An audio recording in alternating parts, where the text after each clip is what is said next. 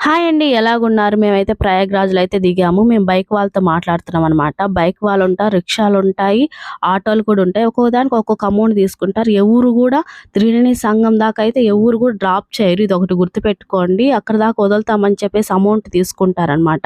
అక్కడి దాకా అయితే ఎవరు డ్రాప్ చేయరు. ఓన్లీ గంగా రివర్ దగ్గర అయితే ఆపేస్తున్నారనమాట. అక్కడి నుంచి 5 కిలోమీటర్స్ ఉంటాయి. 5 కిలోమీటర్స్ దాకా నడుచుకుంటూ అయితే వెళ్ళాల్సిందే. ఇక్కడైతే బాత్రూమ్‌లు కూడా చాలా బాగున్నాయి. నీట్‌నెస్ కూడా చాలా బాగుంది. మేమైతే నెల్లూరు నుంచి ప్రయాగ్‌రాజ్‌కి, అయోధ్యకి, కాశీకి ఎలాగెళ్ళామో ఈ వీడియోలో పూర్తిగా చెప్తాను అమౌంట్‌లతో పాటు. పూర్తిగా చూడండి వీడియో అయితే. మేమైతే నెల్లూరు నుంచి నాగపూర్‌కి 8వ తేదీ మార్నింగ్ 7:30కి అయితే ట్రైన్ అయితే బుక్ చేసుకున్నాము. థర్డ్ ఏసీలో ఒక్కొక్కరికి 1200 అయితే పడింది. 9వ తేదీ మార్నింగ్ 3:00 అయితే నాగపూర్‌లో అయితే దిగాము. నాగపూర్‌లో అయితే ఈవినింగ్ దాకా ఉన్నాము. మేము ఒక రూమ్ తీసుకున్నాము. 1500 దాకా అయింది. మాకైతే నాగపూర్ నుంచి ప్రయాగ్‌రాజ్‌కి అక్కడ బస్సు బుక్ చేసుకున్నాం. ఒక్కొక్కరికి 900 దాకా అయితే పడింది. మామూలుగా అయితే నాగపూర్ నుంచి ప్రయాగ్‌రాజ్‌కి 10వ తేదీ మార్నింగ్ 5:30కి అయితే మేము అక్కడ డ్రాప్ అవ్వాలా. ట్రాఫిక్ ఎక్కువ ఉండటం వల్ల 10వ తేదీ 8:30కి అయితే ప్రయాగ్‌రాజ్‌లో అయితే దిగాము. ఇంకా అక్కడ నుంచి ఆటో గాని, ఇంకా బైక్‌లు వెళ్తున్నాయి కదా, బైక్‌లో గాని వెళ్దాం అనుకున్నాము. ఇంకా ఆటో అయితే 300 అలా తీసుకున్నారు. మమ్మల్ని గంగా రివర్ దగ్గర అయితే ఆపేశారు. అక్కడ నుంచి ఇంకా 5 కిలోమీటర్స్ ఉంది త్రివేణి సంఘానికి. ఇంకా అక్కడ నుంచి ఇంకా నడుచుకుంటూ వెళ్తూ ఉన్నాము. అక్కడ తెలుగు వాళ్ళు కనిపించారు. సార్ ఇక్కడ ఎలా స్టే చేయాలి, ఎక్కడ ఉండాలని అయితే అడుగుతున్నారు. 24 నెంబర్ రూమ్ దగ్గర అయితే స్టే చేస్తున్నారు. ఒక్కొక్కరికి 100 రూపీస్ అయితే తీసుకుంటున్నారని చెప్పారు. మేము కూడా అక్కడే స్టే చేసాము. ఇంకా మార్నింగ్ అయితే 4:00 అలా లేసేసి మా పిల్లలకి ఇద్దరికి స్నానాలు అయిపోయించుకొని తర్వాత నేను నా హస్బెండ్ అయితే వెళ్ళేసి ఇంకా త్రివేణి సంఘంలో అయితే వెళ్ళి ఇంక ఇలాగైతే మునగాలనుకున్నాము. మేము వెళ్ళే లోపలికి మార్నింగ్ 5:30 అలాగ అయిపోయింది. చాలా అంటే చాలా బాగుంది. చలి అయితే విపరీతంగా ఉంది. ఒకవేళ వెళ్ళాలనుకునే వాళ్ళైతే ఖచ్చితంగా ఏమన్నా మంచిగా దుప్పటి అలా తీసుకోండి. ఖచ్చితంగా స్వెటర్లు అయితే ఉండాల్సిందే. చలి అయితే 10 degrees దాకా ఉంటుందన్నమాట. చలి చాలా ఎక్కువగా ఉంటుంది.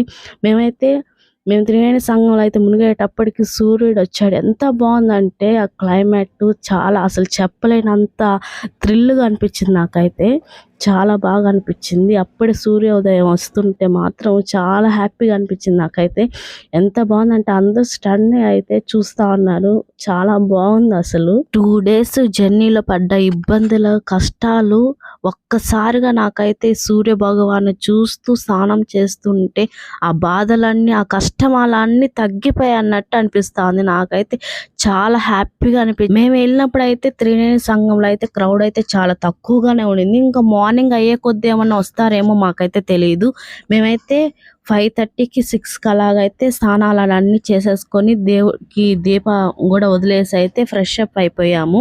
ఇంకా ఫ్రెష్ అయిపోయి ఇంకా షాపింగ్కి అయితే వెళ్ళాము. ఇంకా ప్రయాగ్‌రాజ్‌లో ఏదైనా గుర్తుగా తీసుకుందాం అనేసి అయితే షాపింగ్ అయితే చూస్తున్నాను అనమాట. ఇక్కడైతే తాబేలు అయితే తీసుకున్నాను నేను. ఇంకైతే ప్రయాగ్‌రాజ్ నుంచి ఇంకా మేమైతే అయోధ్యకి వెళ్ళాలనేసి బస్ స్టాండ్కి కూడా వెళ్ళాము. బస్సులు కూడా అక్కడికి రావటం లేదని చెప్పారు. సరే ఇంకా ట్రైన్లోనే వెళ్దాం అనుకున్నాం. ట్రైన్లో అయితే అసలు అడుగు పెట్టినంత ఉందన్నమాట క్రౌడ్. ఇంకా మేము అది చూసేసి భయం వేసేసి ఇంకా బయటకైతే వెళ్ళిపోయాము. ప్రయాగ్రాజ్ నుంచి అయోధ్యకి వెళ్ళటానికి మేము బస్ స్టాండ్కి, రైల్వే స్టేషన్కి ఎన్ని కిలోమీటర్స్ తిరిగామో మాకే తెలియదు. 8:20కి స్టార్ట్ చేస్తే ఆఫ్టర్నూన్ 2:30 దాకా తిరుగుతూనే ఉన్నాము. ఇంక ఇలా కాదనేసి కార్కి వెళ్దామనేసి బుక్ చేసుకున్నాము. కార్కి అయితే ఒక్కొక్కరు 20,000 30,000 అయితే చెప్తున్నారు. మాకైతే ఇతను కార్ అతను అయితే 12,000కి అయితే వచ్చాడు.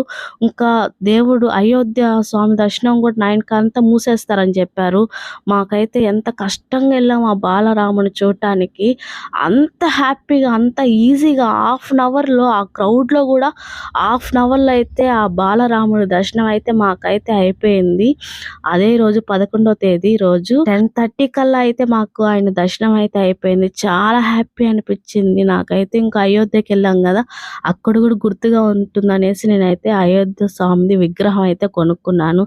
చాలా బాగా అనిపించింది. చాలా హ్యాపీగా అనిపించింది నాకైతే. అయోధ్యలో షాపింగ్లు, ఇంకా టిఫిన్, భోజనం చేసే లోపలకైతే 1:30 అలాగ అయిపోయింది. మా కార్ అతను అయితే వెయిట్ చేస్తూ ఉన్నాడు అనమాట. ఇంకా అయోధ్య నుంచి వారణాసికి అయితే వెళ్ళాలి. ఇంకా చలి ఎక్కువగా ఉంది, మంచు కూడా ఎక్కువగా ఉంది. డ్రైవింగ్ కూడా ఒకరోజు కష్టంగానే ఉంటుంది. అక్కడక్కడ ఆగి తను వెళ్ళాడు. చాలా బాగానే డ్రైవింగ్ చేసుకుంటూ అయితే మమ్మల్ని అయితే సేఫ్గా అయితే కాశీకి అయితే తీసుకుని వెళ్ళి అక్కడైతే డ్రాప్ చేసేసాడు. 12వ తేదీ మార్నింగ్ మార్నింగ్ అయితే 7:30 కల్లా మేము వారణాసిలో ఉన్నాము. అక్కడ నుంచి ఆటో అతనికైతే చెప్పాము, మమ్మల్ని టెంపుల్ దగ్గరకు ఉండే హోటల్కి అయితే తీసుకుని వెళ్ళండి అని చెప్పాము.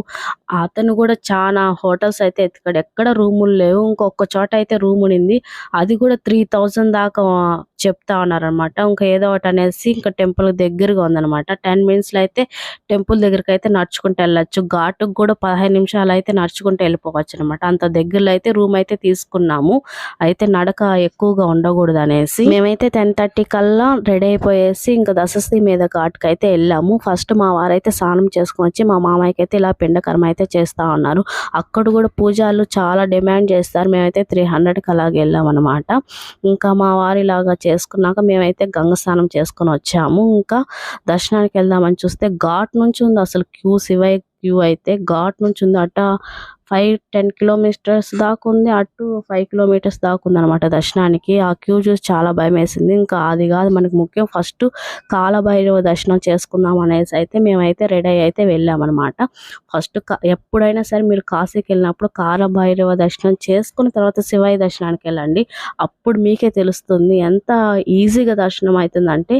ఇప్పుడు నేను చెప్తే తెలీదు, మీరు అలా ఎప్పుడైనా వెళ్ళినప్పుడు చూడండి, మీకే తెలుస్తుంది. ఫస్ట్ కాలభైరవ దర్శనం చేసుకుని తర్వాత శివయ్య దర్శనానికి వెళ్ళాల్సిందే, అప్పుడే చాలా బాగా జరుగుతుంది. మాకు కూడా 2 కిలోమీటర్స్ ఉన్నాగానే శివయ్య దర్శనం కూడా చాలా బాగా జరిగింది. అన్నపూర్ణమ్మ దర్శనం అయితే అవ్వలేదు, ఎందుకంటే మార్నింగ్ 4 నుంచి 11:30 దాకా అమ్మవారి గుడి తెరిచి ఉంటుంది.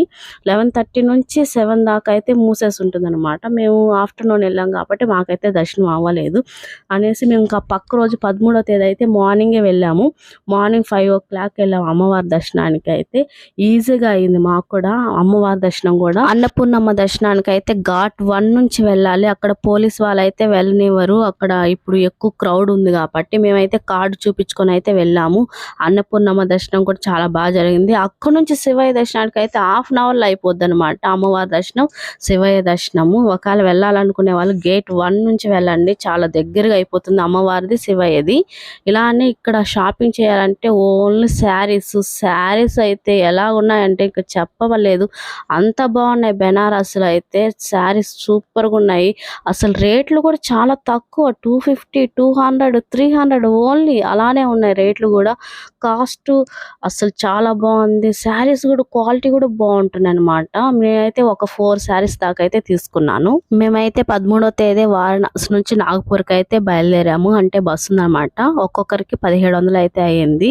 ఇంకా నాగపూర్ నుంచి నెల్లూరుకి అయితే స్లీపర్కి అయితే బుక్ చేసుకున్నాం. ఒక్కొక్కరికి 500 అయితే అయ్యింది. మేము 15వ తేదీ మార్నింగ్ కల్లా మేమైతే నెల్లూరులో అయితే దిగేసాము. మాకైతే చాలా బాగా జరిగింది. ఎలాగైతుందో ఏమో అనుకున్నాం కానీ ప్రతి అడుగు మాకు చాలా బాగా జరిగింది. ఓకే ఫ్రెండ్స్, మీకు ఈ వీడియో నచ్చింది అనుకుంటున్నాను, యూజ్ అయింది అనుకుంటున్నాను. Thanks for watching my video. Bye friends.